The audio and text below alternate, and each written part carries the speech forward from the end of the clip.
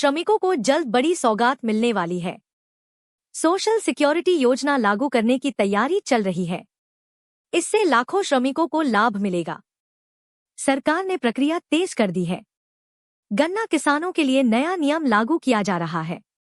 अब GPS survey के बाद ही गन्ना पर्ची जारी होगी। इससे पारदर्शिता बढ़ने की उम्मीद है। किसानों को नई प्रक्रिया की जानकारी दी जा रही है। देवरिया में जल परियोजनाओं की समीक्षा बैठक आयोजित हुई। अधिकारियों को समय सीमा में काम पूरा करने के निर्देश दिए गए हैं। गुणवत्ता से कोई समझौता नहीं होगा। परियोजनाओं की नियमित निगरानी की जाएगी। फाजिलनगर का नाम बदलकर अब पावागढ़ किया जाएगा। प्रशासनिक प्रक्रिया आगे बढ़ रही है।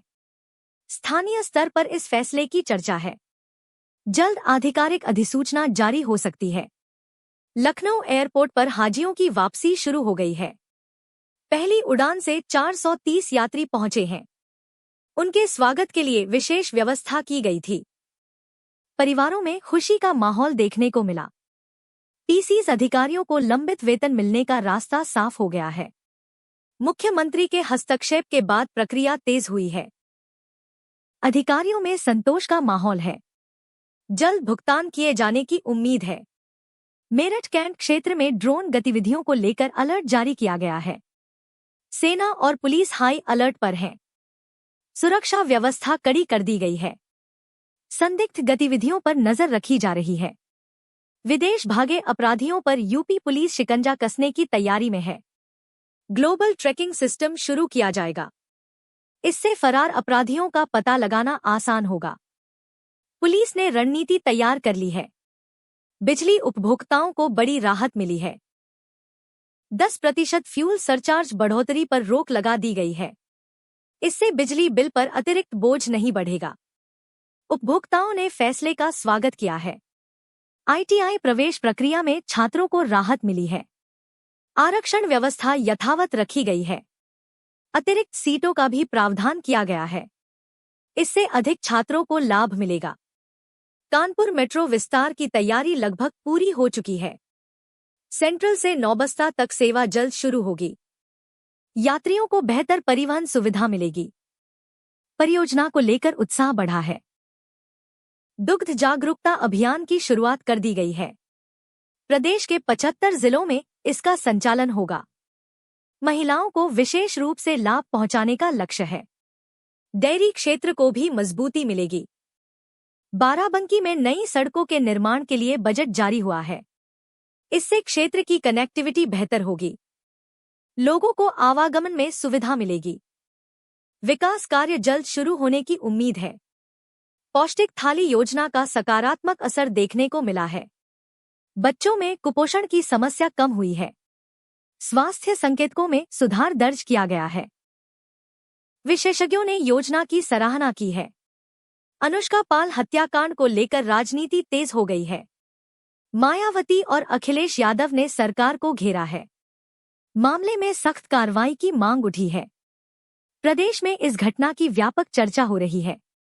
अक्षय ऊर्जा क्षेत्र में उत्तर प्रदेश ने बड़ी उपलब्धि हासिल की है। राज्य का चयन पीएम सूर्यघर उत्कृष्टता पुरस्कार के लिए हुआ है। सौर ऊर्जा परियोजनाओं को इसका लाभ मिलेगा। सरकार ने इसे बड़ी सफलता बताया है। उत्तर प्रदेश के निर्यात में गिरावट दर्ज की गई है। वैश्विक आर्थिक संकट से करीब 2200 करोड़ रुपए का असर पड़ा है। कई उद्योग इससे प्रभावित हुए हैं। सरकार समाधान के प्रयास कर रही है। यूपी पुलिस भर्ती परीक्षा को लेकर नई जानकारी सामने आई है। कलावा और मंगलसूत्र पहनने पर कोई रोक नहीं होगी। अभ्यर्थियों को निर्धारित नियमों का पालन करना होगा। परीक्षा की तैयारियां पूरी कर ली गई हैं। यूपी टीजीटी परीक्षा शुरू हो गई है। परीक्षा नियमों में सख्ती बरती जा रही है।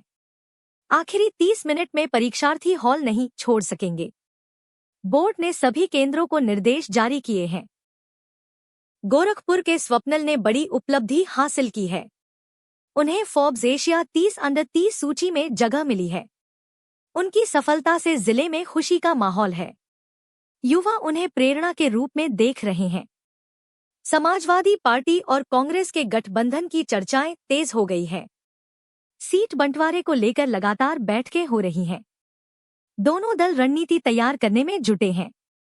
राजनीतिक हलकों में इसकी खूब चर्चा है। प्रदेश के संग्रहालयों को करोड़ों रुपए की वित्तीय सहायता मिली है। इससे विरासत संरक्षण और विकास कार्यों को गति मिलेगी। नई परियोजनाओं पर भी काम शुरू होगा। सरकार ने इसे सांस्कृतिक धरोहर के लिए अहम कदम बताया है। जगतगुरु रामभद्राचार्य ने यूपी चुनाव को लेकर बड़ा बयान दिया है। उन्होंने आगामी राजनीतिक समीकरणों पर भविष्यवाणी की है। उनके बयान की राजनीतिक गलियारों में चर्चा हो रही है। विभिन्न दलों ने इस पर प्रतिक्रिया दी है। सर्वोदय विद्यालय के छात्रों ने शानदार प्रदर्शन किया है। जी और बोर्ड परीक्षा दोनों में बेहतरीन परिणाम हासिल हुए हैं। छात्रों की सफलता से स्कूल का नाम रोशन हुआ है। शिक्षकों और अभिभावकों ने खुशी जताई है। जोएसए काउंसलिंग 2026 शुरू हो गई है। आईआईटी और नेट में प्रवेश के लिए छात्रों की दौड़ तेज हो गई है।